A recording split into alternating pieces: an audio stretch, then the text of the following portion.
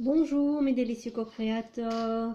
Alors on est le 34e jour du défi 100 jours pour vivre ma vie à 100%. Je suis Nathalie Delin et aujourd'hui la petite pensée du jour c'est un rappel de je répartis mes comptes. Alors vous vous souvenez comment on répartit nos comptes? Alors on répartit en 6 comptes. Donc 10% pour le compte de liberté financière.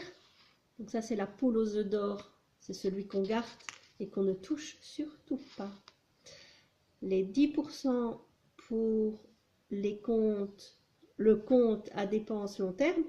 Donc celui où on va mettre de côté pour les dépenses ponctuelles. Les voitures en panne, les rénovations de maison, les beaux voyages. Bon alors moi c'est pas un à long terme celui-là, c'est un qui va... c'est le plaisir à court terme. Alors, le troisième, c'est 10% pour le compte amusement, fun. Donc, c'est celui qui va nourrir notre petit enfant intérieur et avec lequel on va s'amuser à dépenser tous les mois entièrement. Voilà. Moi, je le mets de côté voyage, celui-là aussi. Alors, le quatrième compte, compte éducation.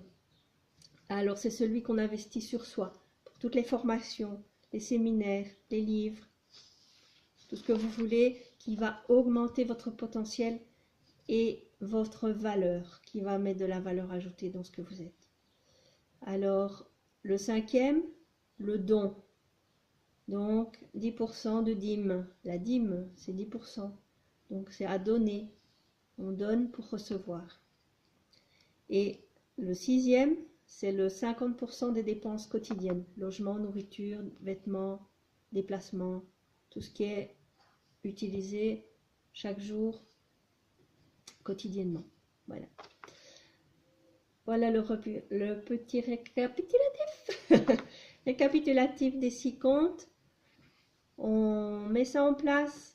On n'est pas obligé de mettre 6 comptes séparés, d'ouvrir 6 comptes à la banque. Mais on peut faire 2 comptes séparés. Un qui regroupe les dépenses quotidiennes, le fun, les amusements et les dons. Parce que ceux-là, ça part tous les mois et on les vide tous les mois. Et un deuxième compte pour ce qui est de la liberté financière, des dépenses à long terme et de l'éducation. L'éducation peut éventuellement être mise dans les dépenses quotidiennes aussi, ça dépend un peu comme vous voulez. Faites une séparation vraiment de ça. L'idéal c'est vraiment la liberté financière, le mettre sur le côté.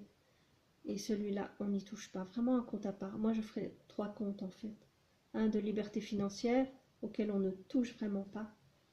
Et les autres comptes, soit, voilà, 2 avec tous les autres comptes. Mais alors, il faut encore une séparation entre le long terme, l'éducation et tout ce qui est quotidien ou mensuel en tout cas, ou qui part mensuellement. Donc, ben voilà pour le petit récapitulatif. Mais c'était juste un petit rappel vite pour être sûr de ne pas oublier.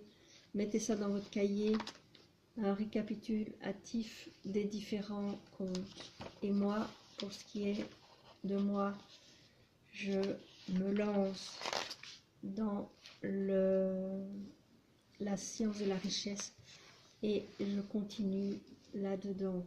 Et je crois que quelque chose de magnifique va m'arriver aujourd'hui et les jours qui viennent.